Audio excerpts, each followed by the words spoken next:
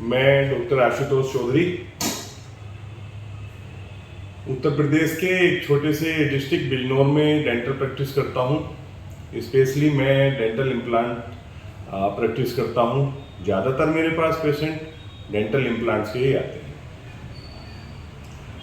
आज एक बड़ा ही कॉमन विषय है जिस पर मैं आप लोगों से डिस्कशन करना चाहता हूँ।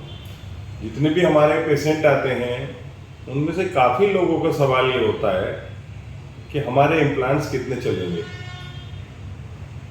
तो उसको बड़ी ही सीधी सादी लैंग्वेज में मैं आपको समझाना चाहूँगा। फिर एक बार विषय बताना चाहता हूँ, डेंटल इम्प्लांट्स का क्या जीवन है, how long dental implant last. तो मेरा कहना यह है बड़े ही सीधे सादे शब्दों में, ये वीडियो मैं पहले तो एक अपने कलीग्स के लिए भी बना रहा हूँ और मैं कुछ जितने पेशेंट्स मेरे लिए आते हैं उनका सवाल देने के लिए भी बना रहा हूँ। क्योंकि उस टाइम जब वो पेशेंट मेरे पास आते हैं, मेरे पास इतना समय नहीं होता कि मैं उनका इस सवाल का जवाब बहुत अच्छी तरह से दे सकूँ। देखिए, मेरा मानना ये है कि हम लोग जितनी भी सर्विसेज लेते हैं, या एक छोटा सा एग्जाम्पल ये है कि हम जैसे एक गाड़ी लेते हैं या एक मोबाइल लेते हैं या एक लैपटॉप लेते हैं, तो जैसे कुछ समय के पश्चात उसमें सर्विस की ज़रूरत पड़ती है, चाहे वो 5 लाख की गाड़ी हो या 20 लाख की गाड़ी हो, तो हमेशा जो है कुछ मेंटेनेंस और सर्विसेज की ज़रूरत होती है।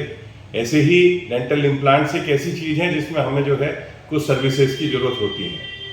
अब मैं आपको बताना चाहूँगा कि एक अच्छे डेंटल इम्प्लांट्स की अच्छी आयु के लिए हमारे पास क्या क्या साधन हैं, क्या क्या सजेशंस हैं पेशेंट्स के लिए। सबसे पहली चीज़ ये होती है एक अच्छी ओरल हाइजीन। हम किस तरह से ब्रश करते हैं, हम कैसे पेशेंट को समझाएंगे कि हमें डेंटल इम्प्लांट्स लगवाने के बाद किस तरह से हमें ब्रशिंग करनी है। तो प्रॉपर ब्रशिंग होनी चाहिए। ये नहीं कि हमने जो है एक कॉस्टली ट्रीटमेंट कराने के बाद उस पर ध्यान देना ही छोड़ दिया, तो ऐसा नहीं है। हम डेंटल इम्प्लांट्स के बाद भी इसी तरीके से ब्रश करना है जैसे नेचुरल दांतों के पे हम ब्रश करते हैं।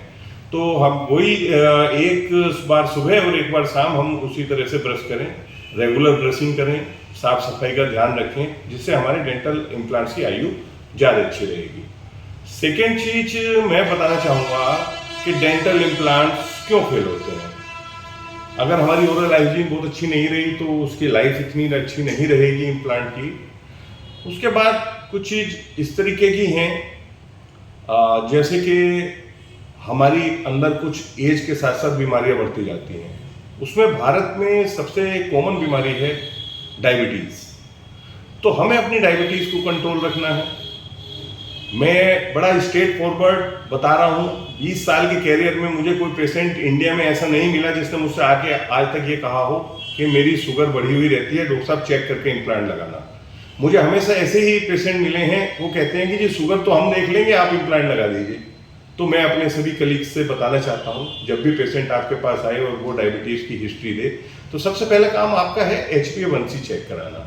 पेशेंट की पिछले 3 महीने में शुगर कितनी कंट्रोल है। अगर वो पुअरली कंट्रोल्ड है तो आप उसको सिंपली मना कर सकते हैं या किसी फिजिशियन के पास रेफर कर सकते हैं। हर पेशेंट का इम्प्लांट करना जरूरी नहीं होता। उसके बाद एक दूसरी बीमारी है ऑस्टियोपोरोसिस। ओल्ड एज में ऑस्टियोपोरोसिस हो जाती है, उसमें भी हमारे डेंटल इम्प्लांट्स के रिजल्ट बहुत अच्छे नहीं आते हैं। तीसरी, कोई कैंसर से पीड़ित तो नहीं है, एंटी कैंसरस मेडिसिन तो नहीं खा रहा है। तो हमारा पेशेंट सिलेक्शन बहुत जरूरी है एक अच्छे इम्प्लांट के जीवन के लिए। तो मेरा कहना यही है कि डेंटल इम्प्लांट्स ऐसा नहीं है कि आपने लगवा लिए और पेशेंट से 2 मिनट के लिए झूठ बोल दिया लाइफ लॉन्ग है, ऐसा नहीं। जैसे नेचुरल दांत को हम मेंटेन रखते हैं वैसे ही इम्प्लांट को हमें मेंटेन रखना है।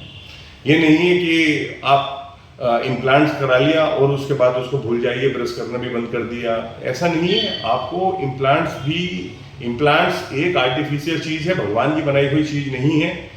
चाहे कितने भी पैसे आप लगा लीजिए, बट मेरा मानना यह है कि जब तक आप उसकी प्रॉपर मेंटेनेंस नहीं करेंगे, वो इम्प्लांट आपके कहीं ना कहीं आपको प्रॉब्लम देंगे। एक मोस्ट कॉमन चीज़ है, पेशेंट हमसे कहते हैं सर हमने इम्प्लांट लगाए थे, हमारे कैप का इनेमल टूट गया। तो वो जानबूझकर कोई डेंटिस्ट ऐसे दांत नहीं लगाता जिससे आपके दांत का इनेमल चिप ऑफ हो जाए।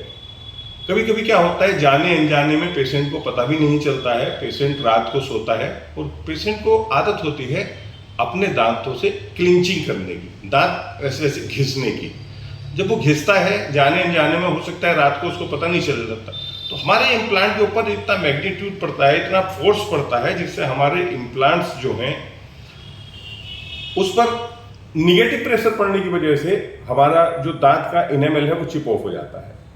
तो मेरा जितने भी इम्प्लांट्स के पेशेंट्स हैं उनसे कहना है कि अगर आपको ये आदत है तो आप अपने डेंटिस्ट को बताइए, वो आपको दूसरा ऑल्टरनेट ट्रीटमेंट बताएगा।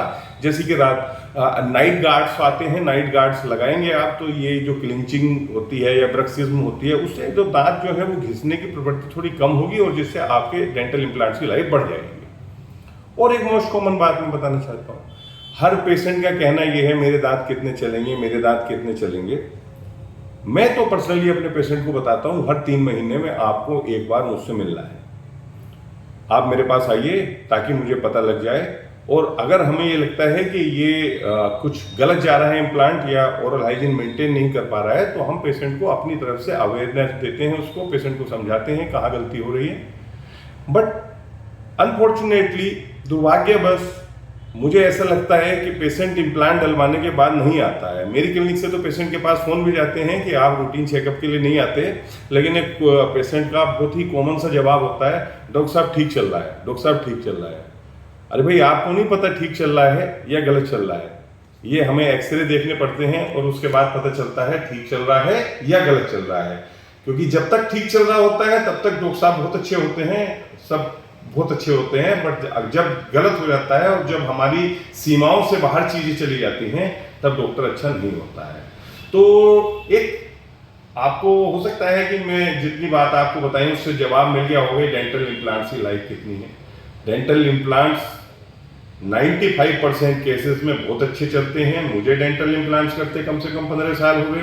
15 साल का मेरा तजुर्बा है कि 15 साल से डेंटल इम्प्लांट्स बहुत अच्छे काम कर रहे हैं। लेकिन ऐसा नहीं है, उसको भी प्रॉपर सर्विसेज की जरूरत होती है।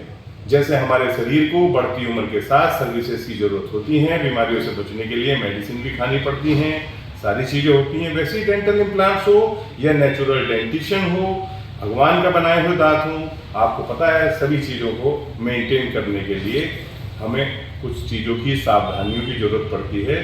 बस इन्हीं शब्दों के साथ मैं आपको बता सकता हूं कि डेंटल इम्प्लांट्स का जीवन बहुत लंबा होता है, बशर्ते आप उनका प्रॉपर ध्यान रखें। रेगुलर विजिट हर 3 महीने बाद डेंटिस्ट के पास जाएं और करें।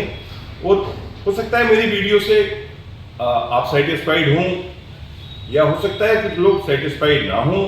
जितना मैं आपको समझा सकता था वो मैंने अपनी तरफ से समझाया। बस मेरा कहना यही है कि इम्प्लांट एक कॉस्टली ट्रीटमेंट होता है। अगर आप कॉस्टली ट्रीटमेंट करा रहे हो तो उसके बाद प्रॉपर विजिट डॉक्टर की करें और अपनी ओरल हाइजीन को बहुत अच्छी तरह से मेंटेन करें। अगर डायबिटीज के पेशेंट हैं तो आप उसको पुअरली कंट्रोल ना रखते हुए प्रॉपरली ट्रीटमेंट लें किसी भी फिजिशियन से जिस पे आप फेथ हो। तो इसी तरह हमारे इम्प्लांट्स लॉन्ग लास्टिंग रहेंगे। धन्यवाद। दोबारा मैं आपके पास 4 दिन के बाद 5 दिन कोई नया टॉपिक लेके आऊँगा।